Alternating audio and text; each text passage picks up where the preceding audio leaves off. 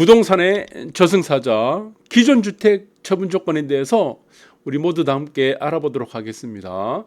매크로적으로 우리 광의 개념으로 한다면은 기존 주택 처분 조건은 사실 아파트에만 적용되는 거죠. 그래서 이거는 마이크로적으로 우리가 협의의 개념으로 봤을 때 기존 주택 처분 조건은 아파트의 저승사자다, 이렇게 정확하게 보시는 게 나을 것 같아요. 그래서 특히 이제 기존 주택 처분 조건이라는 것 자체가 우리가 주택 부분, 아파트에만, 지금 주택과 아파트에만 이렇게 한정이 되어 있기 때문에 마이크로적으로 봤을 때는 이것은 분명한 저승사자다, 저는 그렇게 보고 있습니다. 그래서 사실은 이제 부동산의 아파트의 이제 저승사자라, 이렇게 좀 표현한 게 맞을 것 같아요. 그래서 이제 마이크로적으로 봤을 때는 아파트에 이게 저승사자입니다. 사실 이게 적용되는 것이 주택, 아파트에만 적용되기 때문에, 자, 이렇게 보시면 될 것 같은데, 자, 그래서 지금 가장 큰 요인 중에 우리가 이제 규제 중에 두 가지 요인, 이 두 가지 DSR이죠. 그리고 기존 주택 처분 조건, 이것은 무엇과 연계되느냐? 이것은 매매 가격보다는 이 거래량과 연관이 굉장히 높습니다. 거래량. 결정타입니다. 결정타. 그래서 여러분들이 오른쪽에 보시면은 우리가 부동산 규제가 있죠. 규제가 되면은, 자, 어떤 효과가 있느냐? 모든 주체들은 더 많은 보상을 바랍니다. 더 많은 보상. 규제가 더해질수록 더 많은 보상을 요구하게 되는 거죠. 그러니까 눈높이가 올라간다는 겁니다. 그래서 규제가 지속이 될수록 어떻습니까? 이 풍선 효과가 우리가 지난 시간에, 이전의 시간도 봤었지만 풍선 효과가 되는 하나의 요인이 되는 거고, 지금은 규제를 다 없애고 있는 상황이죠. 이거를 규제를 완화하고 있는 상황입니다. 그런데 지금의 상황은 무엇입니까? 사실은요, 이 거래량, 매매가라는 요인보다는 사실은 무엇이죠? 이 거래량과 연관되어 있습니다. 이 거래량이 어떻게 되겠죠? 지금 침체가 되다 보니까 이 침체되는 부분들이 매매가에도 영향을 주고 있다, 이렇게 보시면 될 것 같아요. 그래서 부동산, 특히 아파트에서 규제 중에 가장 오히려 강력한 규제는 거래량을 저해하는 DSR과 기존 주택 처분 조건이다, 저는 그렇게 보고 있습니다. 그래서 자, 이 DSR은 여러분들이 기가 따갑게 한번 들었을 거예요. 총부채 원리금 상환 비율이죠. 이것은 소득과 연관되어 있습니다. 소득으로 한정을 시켰기 때문이고, 이 DSR 같은 경우는 왜 거래량을 줄이느냐? 현금 부자가 아니면요, 사실은 어떻습니까? 이 한도가, 금리에 따라서 한도가 줄어들기 때문에 매매가 쉽게 유발이 안 됩니다. 내가 사고 싶은 집이 있을 거예요.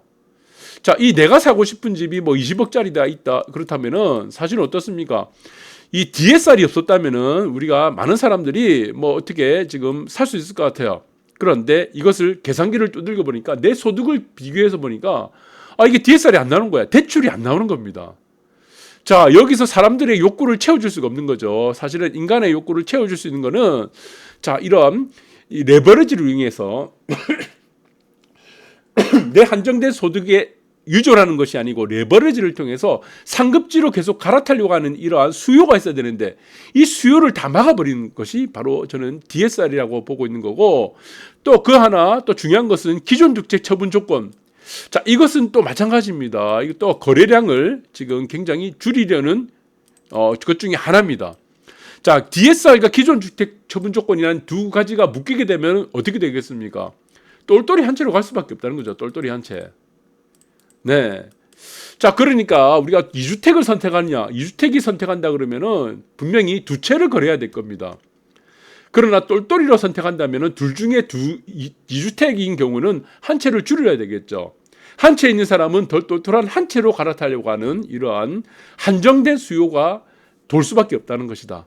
그래서 기존 주택 처분 조건은 이제 크게 세 가지로 나누게 될 겁니다. 청약시장의 기존 주택 처분 조건, 이것은 규제적인 경우는 6개월에서 이게 2년으로 늘어났습니다. 확대됐고, 대출도, 청약이 아닌 대출도 마찬가지입니다. 규제 지역 같은 경우는 기존 주택 처분 조건이 2년 내로 지금 이제 정리를 돼야 되겠죠. 그래서 지금 지금 그리고 15억 초과, 뭐 3년까지도 지금 이제 좀 2020년도에는 3년까지 이제 청약 같은 경우는 이제 3년까지도 확대가 됐고, 그리고 또 하나가 무엇입니까? 다음 달에 지금 이제 15억 초과도 대출이 열리게 됩니다. 여기서 중요한 거는 무주택입니다. 무주택.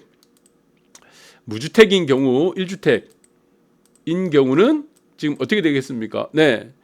처분 조건이 들어가고 처분 서약을 쓰면은 15억도 대출이 허용되죠. 반드시 이 경우에는 1주택이라도 반드시 어떻습니까? 네, 처분 서약을 써야 됩니다. 자, 이러다 보니까 지금 거래량은 사실 회복되기 굉장히 어려운 국면이다. 저는 그렇게 보고 있습니다. 그래서 많은 사람들은 상급지로 가려고 하고 더 좋은 아파트 아니면 신축으로 가려고 할 때마다 나타나는 것은 무엇이냐? 기존 주택 처분 조건이 나오기 때문에 이 기존 주택 처분 조건은 네, 의무적입니다. 의무적. 비조정 지역 같은 경우는 기본 주택 처분 조건 자체가 아예 없습니다.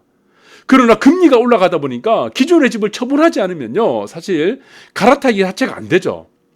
내가 하급지로 가겠다면 상관이 없어요. 왜? 더 싼 집으로 가겠다고 한다면 상관이 없죠. 그러나 상급지로 가려고 하면 기본적으로 추가적인 자금이 있어야 될 겁니다. 그러나 어떻게 보면은 대출을 통해서 상급지로 가기에는 또 무엇이 걸립니까? DSR이 걸린다는 겁니다. DSR이. 그렇죠. 자, 상급지로 가려고 하는데 기존에 1주택이 있어요. 1주택이 있는데 2주택을 가지고 이제 한 채를 더 상급지로 가려고 한다. 오른쪽에 보시면 상급지로 가려고 하면은 비조정 지역 같은 경우는 대출이 나옵니다. 나오는데 어떻습니까? 금리가 높다 보니까 내가 대출을 내기에는 네, 한계가 있고 또 하나 DSR이 걸린다는 겁니다. DSR이 걸리죠. 그러니까 이것이 비조정 지역이라고 하더라도 강압적인 기존 주택 처분 조건이 없더라도 기존에 갖고 있는 집을 팔아야 된다는 겁니다. 팔아야지 그 다음에 갈 수가 있다. 왜 그러냐? DSR이라는 이러한 총부채 원리금 상환 비율을 40%를 묶어놨기 때문에.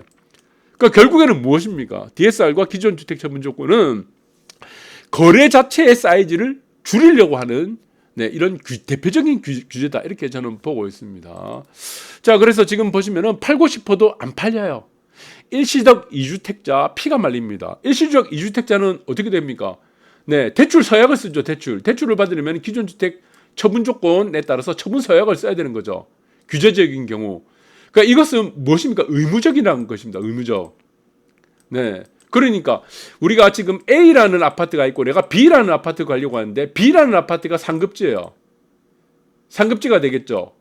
A급지에서 B급지, A에서 이제 B로 상급지로 가려고 하는데 하급지로 가려고 하는 사람은 없으니까. 아니면 여기서는 신축을 가려고 해야 되니까. 그러니까 대출 의무적으로 지금 대출을 받으려 하면은 자, 무조건 기존에 갖고 있는 A 주택을 팔아야 된다는 겁니다. 여기서 발생하는 것이 무엇이냐? 양극화고. 그 다음에 지금 보시면 아시겠지만 거래가 안 되는 거죠. 자, 기존에 내가 팔아가지고 먼저 판 다음에 이제 상급지로 가려고 하신 분도 있고 청약을 받아가지고 이 청약을 받은 아파트에 들어가야 되는 조건에 기존에 살고 있는 아파트를 팔아야 되니까. 그 여기서는 지금 두 가지 정도의 매물이 쌓이고 쌓일 수밖에 없다는 겁니다. 네, 그래서 이것은 양극화가 되는 거고, 자, 여기서는 어떻습니까? 수급의 균형이 깨지게 되는 거죠. 수급의 균형. 그러다 보니까 어떻게 되겠습니까? 거래량은 더 침체된다. 이렇게 보시면 될 것 같아요. 자, 매수와 매도, 우리가 매수와 100이 있고 매도가 100이 있다면은 수평선을 달리게 될 겁니다. 균형을 이루게 되는 거죠. 그런데 매수는 어떻습니까? 50인데 매도는 100이 된 거예요. 거래가 안 됩니다, 이거. 호가는 떨어지고 거래가 안 된다는 겁니다. 자, 그래서 비규제적에 있는 사람들도 지금은 네, 이 자금 그리고 DSR이라는 부분 때문에 기존 주택을 처분해야 된다. 그러니까 지금 9월 주택 매매 거래량을 보시면은 자, 이거는 가격이 아닙니다. 가격이 아니고 이제 거래량이에요, 거래량. 그래서 거래량을 보시면은 전국이 60% 줄어들었고 뭐 수도권 66.1%, 인천은 또 66.7%가 줄어들 수밖에 없다. 그 원인 중에 하나가 DSR과 기존 주택 처분 조건이다. DSR도 걸리기 때문에 기존 주택을 팔아야 되고, 네, 기존 주택 처분, DSR도 걸리기 때문에 중도금, 잔금을 마련하기 위해서 기존 주택을 팔아야 되겠죠. 네, 대출이 안 나오니까. 그리고 기존 주택 처분 조건 서약을 쓴 사람들도 의무적으로 무조건 팔아야 된다. 자, 그래서 이렇게 보시면 되는데, 자, 여기서 또 하나 문제가 생긴 겁니다. 왜 금매가 떨어지냐 이겁니다. 금매. 여러분들이 단순히 이게 금리라는 문제가 아닙니다. 금매의 원인은 무엇이죠? 금매 원인. 자, 이 금매가 나타나는 원인의 대표적인 것이 DSR이죠. DSR과 기존 주택 처분 조건입니다. 그래서 이것이 무엇입니까? 네, 이것이 바로 저승사자라는 겁니다. 저승사자. 여러분들 지금 2년 안에 무조건 팔아야 돼요. 자, 지금 청약을 받아가지고는 지금 6개월에서 2년도 늘었죠. 뭐 3년까지 는다 그러면은 비규제 3년까지 는다 하더라도 어떻습니까? 무조건 그 시한 안에는 팔아야 됩니다. 안 팔면 어떻게 되겠습니까? 연체이자가 20%예요. 또 하나가 안 팔게 되면 어떻게 됩니까? 안 팔게 된다. 그 다음에 1번이 연체죠. 연체이자 문죠. 두 번째가 무엇이죠? 이 벌금 떨어집니다. 벌금. 최소 500 이상. 500만 원 벌금 떨어집니다. 3번, 세 번째 뭡니까? 3년 동안 무엇이죠? 금융기관 대출 네, 중지입니다. 엄청납니다. 대출 중지. 3년 동안. 이 세 가지가 다 걸려버립니다. 연체이자 20% 물고 벌금 물고 3년 동안 금융기관 대출 중지 두들겨 맞는데 어떻게 견디겠습니까? 안 되는 거죠. 자, 그렇다면은 자, 이거를 감안하고라도 나는 무조건 2주택을 가겠다. 생각할 수도 있겠죠. 나는 다 필요 없으니까 나 앞으로 대출 안 받을 거야. 벌금 금양 500만 원 받겠지. 연체이자는 내가 물고 줄 거야. 그렇다고 해도 무엇 때문에 지금 팔아야 됩니까? DSR 때문에 팔아야 됩니다. 왜? 소득에서 다 걸린 거예요. 소득에서 40% 총부채 원리금 상환 비율 40%에 걸리다 보니까 대출도 기존의 주택이 있는 상황에서 다른 주택을 사더라도 대출은 되지만 이게 어떻게 되겠습니까? 기존에 처분하지 않으면은 대출이 안 나온다. DSR에 걸리기 때문에 기존 주택을 무조건 처분을 해야 된다는 겁니다. 자, 그래서 문제가 된다. 그래서 어차피 기존에 있던 집은 DSR 때문에 팔아야 되니까 왜? 1, 2, 3번에 해당되지 않으려는 이런 뭡니까? 지금 피해를 막으려는 인간의 어떤 위험 회피. 네, 이런 것들 때문에 맨 마지막에 가면 버티다 어떻게 되겠습니까? 금매를 내놓을 수밖에 없다는 거예요. 금매. 조금 한 몇 달 있다가 한 1년 있다가 나는 되겠지. 1년 기다렸다가 남은 1년을 급락을 하다 보니까 네, 급하게 금매로 지금 던질 수밖에 없다. 그래서 처분 조건 대출의 함정이다. 이렇게 보시면 될 것 같아요. 이 대한민국 부동산 시장을 굉장히 희한하게 만들어 놨습니다. 이 희한하게 만든 것은 무엇이냐? 거래량을 죽이는 겁니다. 거래량. 그러면 여러분들이 한번 생각해 보세요. 우리가 지금 강력한 이제 저승사자인 DSR을 만들어 놓고 그 다음에 무엇입니까? 기존 주택 처분 서약, 처분 조건. 네, 이거를 만들어 놨죠. 이 두 가지는 무엇에 연동된다고 했죠? 거래량. 그러면은 상급지로 가려고 하는 사람들, 평수가 늘려서 다른 아파트를 살려고 하는 사람들, 아니면 신축 아파트로 살려고 하는 사람들만 피해자가 되는 게 아닙니다. 정말 큰 피해자는 누구가 되겠습니까? 정부가 되는 거예요. 정부. 지자체. 그다음에 지자체가 되는 거죠. 지금 5대 광역시 다 피해자입니다. 이 사람들이 더 피해자가 되는 거예요. 왜? 거래량이 감소가 되면은 어떻게 되는 겁니까? 이게 취득세뿐만 아니고 이 세수가 줄어드는 거예요. 세수가 줄어들게 되는 거죠. 우리가 지금 왼쪽에 보시면은 주식시장이 있습니다. 증권시장의 거래량이 침체가 되면 어떻게 되죠? 거래량. 어떤 효과가 됩니까? 네, 세수가 줄어듭니다. 세수가. 우리가 부동산과 다르게 주식시장은 거래할 때마다 무엇입니까? 이 주식시장은요, 증권시장은 보유세라는 개념이 없습니다. 보유세가 일체 없죠. 부동산과 다르게. 그런데 무엇입니까? 매매할 때마다 세수가 들어갑니다. 이게 거래세죠. 거래세. 증권거래세. 플러스 뭐가 되죠? 유관기관 수수료가 들어갑니다. 유관기관 수수료. 예, 그러니까 증권시장이 침체가 됐다, 거래량이 줄어든다 그러면은 사실은 누가 가장 큰 피해를 입냐면은 정부입니다. 정부. 세수가 줄어들죠. 그 다음에 부동산의 거래량이 줄어든다. 거래량을 줄어들게 만드는 거는 DSR과 기존 주택 처분 조건입니다. 이렇게 해서 만드는 것들이 결국에는 세수가 줄어들기 때문에 정부와 지자체가 세수가 안 들어온다는 겁니다. 세금이 안 들어와요. 그러니까 이 말은 뭐냐면은 자기 발등에 이 도끼 찍고 있다는 겁니다. 정부가 바보짓 하고 있는 거죠. 자, 이 거주 이전의 자유라는 것은 정부가 사실은 보장해줘야 되는 겁니다. 거주 이전의 자유를 보장해주기 위해서는 무엇이 가장 중요합니까? 거래량을 죽이면 안 된다는 거예요. 거래량을 죽이면 안 된다는 거죠. 부동산 중개소들은 부동산 중개소들로 다 죽고, 기존의 집을 이제 청약을 받은 사람, 우리가 지금 기존의 집을 갈아타기 하려고 한 사람들은 갈아타기가 안 되고, 처분 조건에 걸린 사람들은 금매로 던져야 되고, 악순환의 악순을 걷고 있는 것이 바로 부동산의 저승사자인 DSR과 기존 주택 처분 조건이다. 이렇게 보시면 될 것 같아요. 그러면은 다음 달부터 지금 보시면은 15억 초과도 아파트 주담대 이게 들어갑니다. 여기서는 가장 필요한 게 무엇입니까? 무조건 쓰라는 게 뭡니까? 기존 주택 처분 서약이죠. 예. 기존 주택 무조건 처분해야 됩니다. 안 그러면 대출 안 나와요. 이거 2년입니다. 2년 안에 무조건 팔아야 되는데, 자, 그러면 여기가 큰, 우리가 동그라미를 보면, 지역을 보면 여기 강남입니다. 강남 3구. 예, 여기가 이제 강남 3구가 되겠죠. 이 강남 3구에는 뭐 잠실, 그리고 강남구, 그 다음에 서초구가 되겠죠. 그러면은 다음 달부터 15억 초과 아파트에 대해서 주담대가 개재된다 그러면 어떻게 되겠어요? 무조건 이 사람들은 뭡니까? 기존 주택 처분해야 돼요. 기존 주택을. 그러면 이 사람들, 강남에 있는 사람들도 서로가 경쟁이에요. 경쟁. 그럼 이 사람들이 어디로 가겠습니까? 그 중에 상급지로 자꾸 가려고 하게 되겠죠. 기존에는 15억 초과는 대출이 안 나오는데 이제 대출이 되는 거야. 내가 필요한 것만큼, 금액만큼 내가 대출을 받으면 되는데 기존 주택을 팔면 된다는 겁니다. 그러면 DSR도 걸리지 않게 되겠죠. 그럼 어떻게 되겠습니까? 거대한 이게 양극화가 벌어진다는 겁니다. 양극화. 강남 내에서도 양극화가 벌어지게 될 수밖에 없다는 겁니다. 그러면 여기서도 강남 3구에서도 가장 그나마 조금 저렴하다고 이제 가격 대비해서 저렴한 잠실이 어떻게 되겠습니까? 매매 가락이 가장 크게 나타날 수밖에 없다는 겁니다.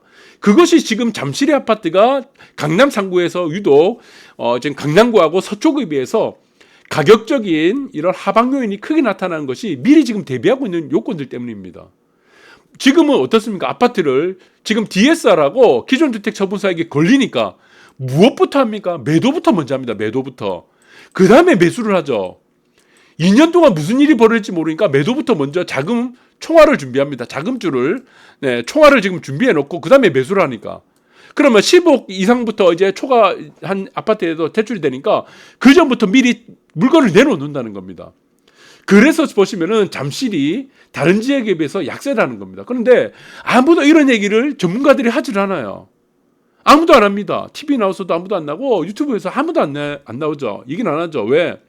10억 초과 아파트에서 대출 주담대가 재개되는 부분들 때문에 이렇게 되는 건데 대한민국에서 지금 제가 미풍 선생 혼자 지금 국내 최초, 전 세계 최초로 이거 방송하고 있다는 겁니다. 이거 설명을. 그래서 이 부분을 여러분들이 잘 짚고 넘어가셔야지 정확하게 숙지를 해야지. 왜 잠실이 지금 보시면은 강남 3구에서 유독 가격 하락폭이 큰지 안 큰지 이 메커니즘을 알 수 있다는 것이다. 그래서 여러분들이 가장 중요하게 생각해야 될 것은 지금은 2주택을 선택할 수 없어요. 이게 만약에 강남 3구든 아니든 10억 초과 아파트든 상관없이 전부 다 어떤 지역이든 간에 대출이란 규제가 다 풀렸다고 하더라도 우리가 규제 지역이 다 모든 것이 다 풀렸다고 칩시다. 대한민국에 규제가 이제 하나도 없어. 그럼 사람들이 2주택을 선호하겠습니까? 2주택 선호 못합니다. 못해요. 왜 못합니까? DSR이 걸린다는 겁니다. DSR. 기존 주택을 팔지 않고서는 잔금을 못 준다는 겁니다. 팔 수가 없어요. 상급지로 가려고 하면은. 자, 그래서 비규제 지역과 규제 지역과 상관없이 사실은 DSR라는 효과는 거래량을 침체시키는 거죠. 예. 그리고 또 하나, 규제 지역은 기존 주택 처분 조건이라고 되어 있지만 사실 비규제 지역이 규제 지역이 비규제 지역으로 가게 되면은 기존 주택 처분 조건이라는 것 자체가 없어지지만 똑같다는 겁니다. DSR이 남아있기 때문에 이것은 어떻게 된다? 똑같다는 것이다.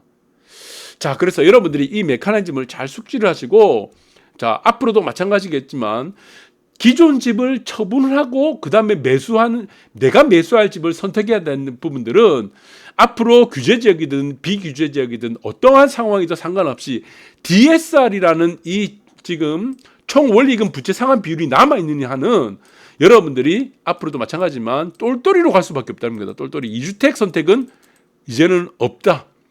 네, 우리가 지금 이제 부동산 규제 측면에서 봤어도 그렇고 앞으로 이제 뭐 선진국 시장으로 간다고 하더라도 애매한 거 두 채 인정 안 해줍니다.